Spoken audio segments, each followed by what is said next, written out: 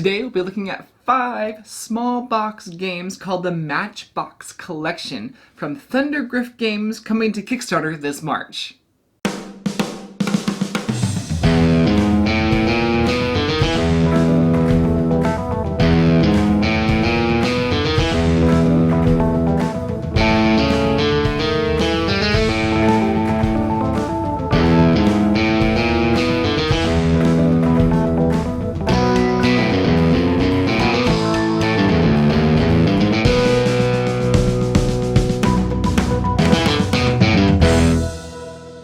Thank you for joining me today at Tantrum House Studio D. Thundergryph Games is launching a series of small box games. They're calling it their Matchbox Collection.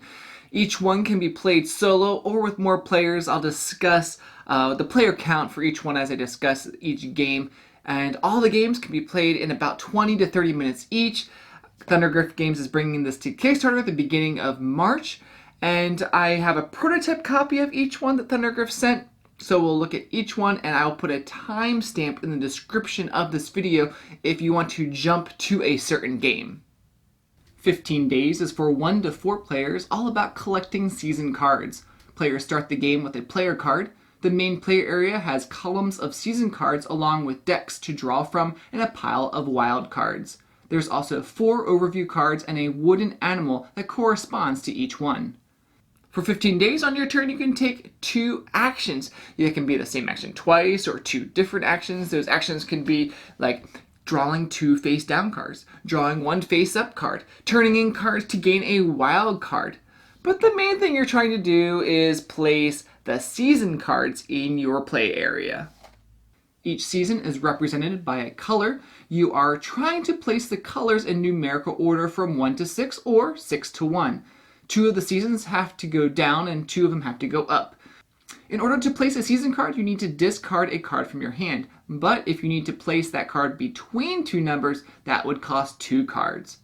The first person to lay 3 of the same color gains the matching wooden animal that grants them a special bonus while it's in their possession. Frogs reduce the cost, squirrels let you draw 3 face down cards instead of 2, the bunny lets you draw 2 face-up cards, and the otter increases your hand size to 8. Usually you have to discard down to 5 at the end of your turn.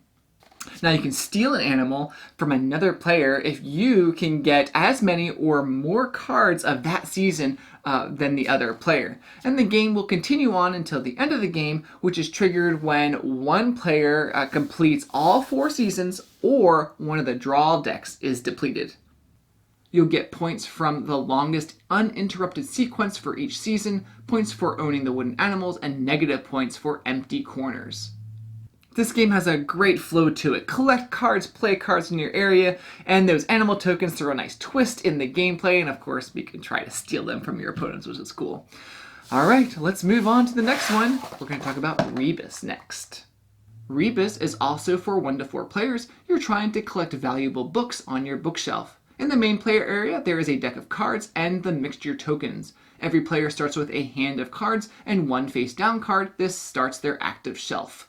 A card has a weight, that's the big number, how heavy the book is, and then there's the value. All of them have a -1 value on one side and a different positive ones on the other side. On your turn, you can lay up to 2 of the same number in your own shelf or 1 card in an opponent's shelf.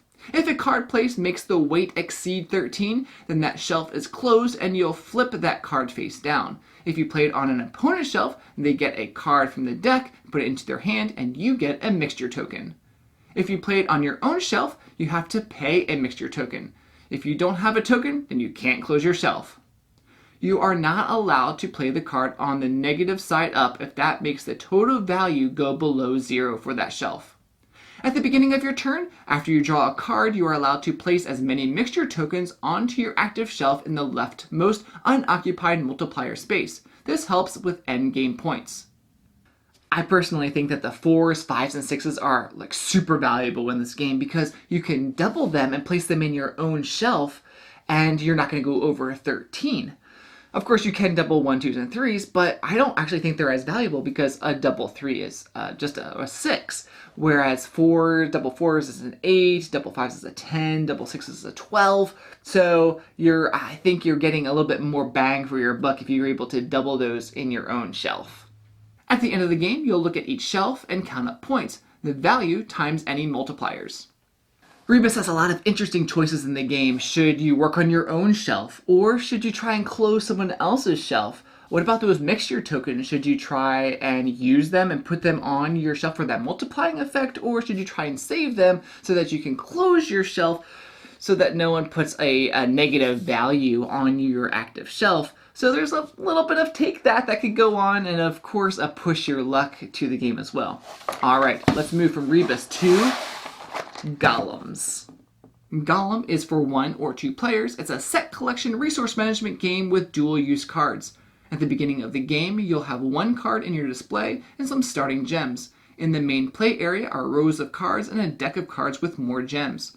On your turn, you'll take 1 card from the grid of cards, or if you have less than 2 gems, you can skip your turn and take 2 gems. When you take a card from a row of 3, you place a gem on the other 2 cards.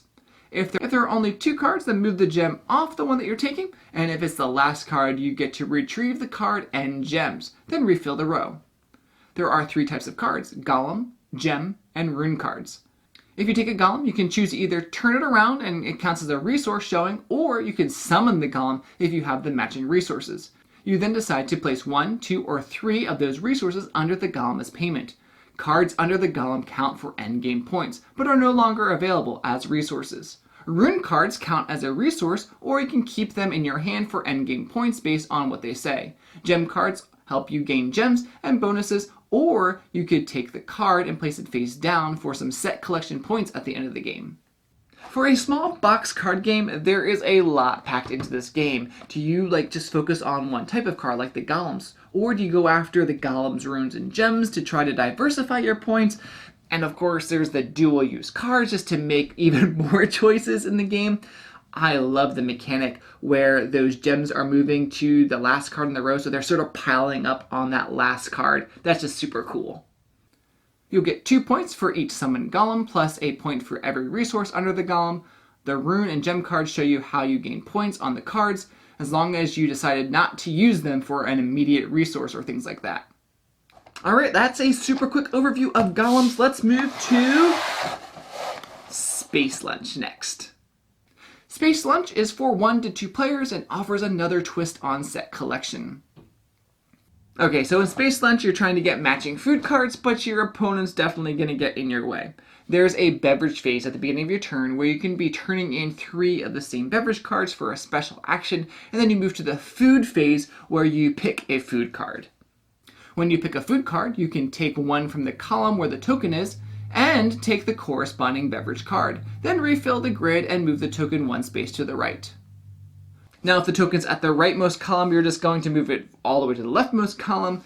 You're trying to collect 3 sets of 3 of the same food card, and if you can do that first, you're going to win immediately.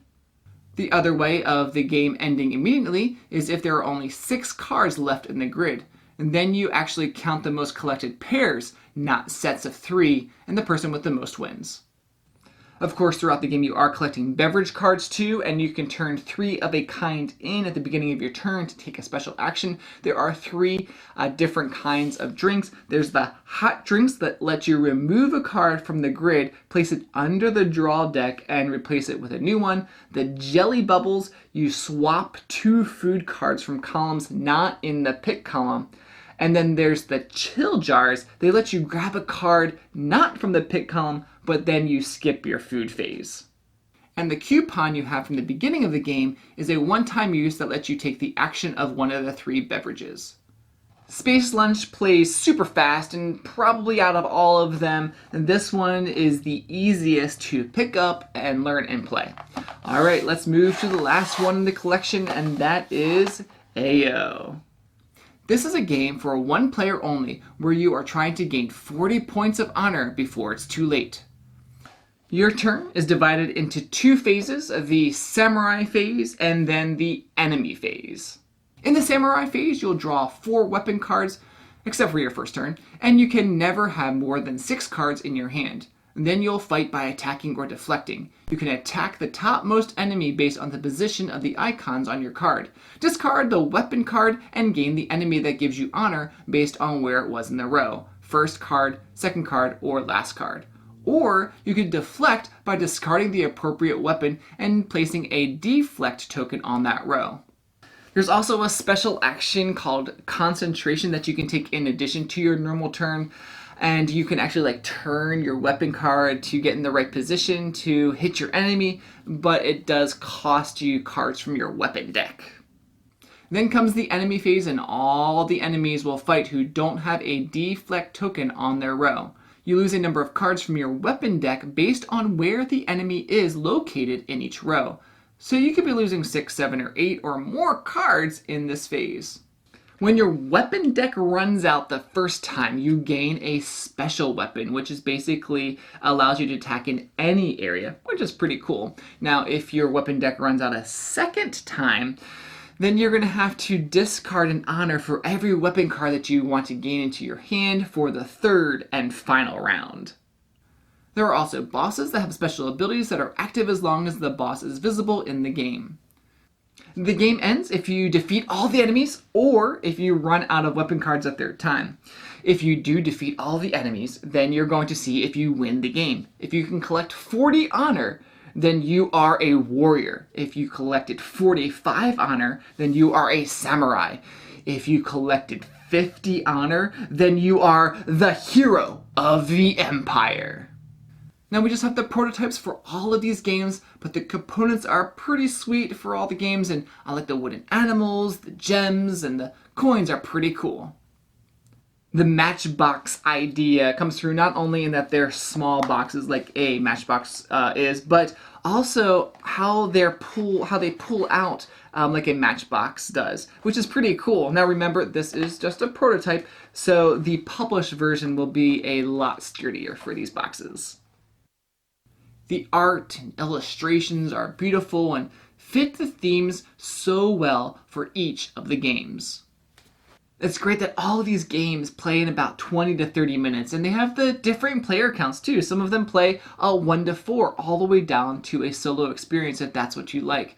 So I highly recommend checking out the Kickstarter campaign launching March 3rd from Thundergryph Games for the Matchbox Collection. And as always, we'd love for you to subscribe to Tantrum House, and if you enjoyed this video, please consider liking it as well.